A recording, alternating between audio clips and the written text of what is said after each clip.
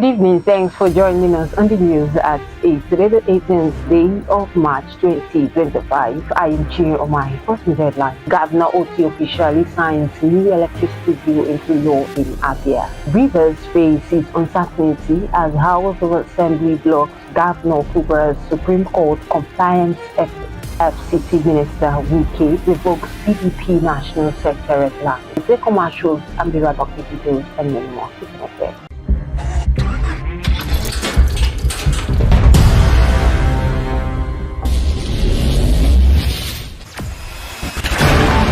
Experience the smooth and strong feeling that consistently surpasses expectation. Leading the way in high-performance lubricants, Master Supermoto Oil is as durable as titanium.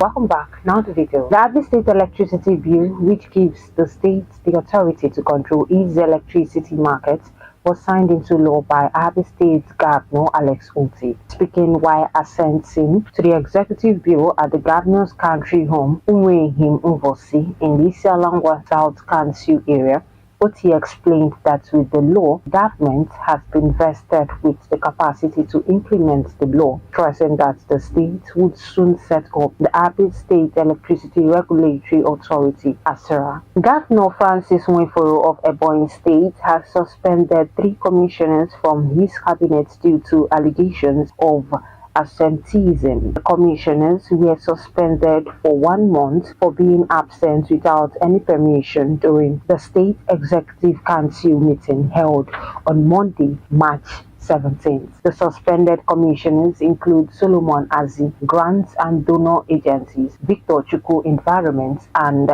Owa Omebe Rural Development. The Nigerian military and government have come under fire from the indigenous people of Biafra IPOB for allegedly trying to undermine the movement by enforcing the contagious sit-at-home order on Monday. In a statement signed by IPOB's Media and Publicity Secretary, Comrade Imapa, the group reaffirmed its commitment to self-determination and called for the unconditional release of its detained leader, Mazi Nnamdi Kanu. An explosion has rocked a section of the Trans-Niger pipeline in Bodo community in Gokana local government area of Rivers State. The explosion reportedly occurred on Monday night along the critical export pipeline that transports crude to the Bonny terminal. The political crisis in Rivers State has deepened as the Martins Amaewule-led House of Assembly continues to impede Governor Similai Fubra's efforts to implement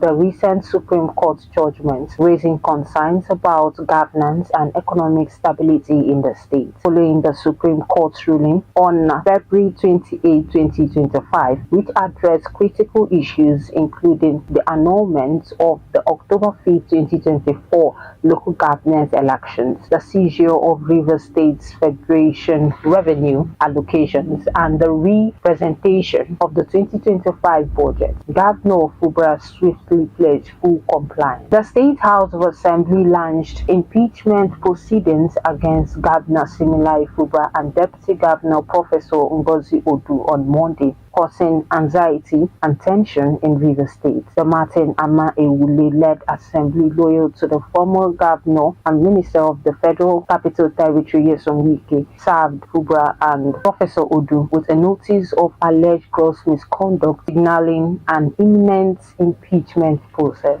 The Nigerian Senate has passed a bill through its second reading, which seeks to amend the Nigeria Data Protection Act 2023. The proposed legislation, sponsored by Senator Ned Nwoko, Delta North, requires social media platforms to establish physical offices within the country.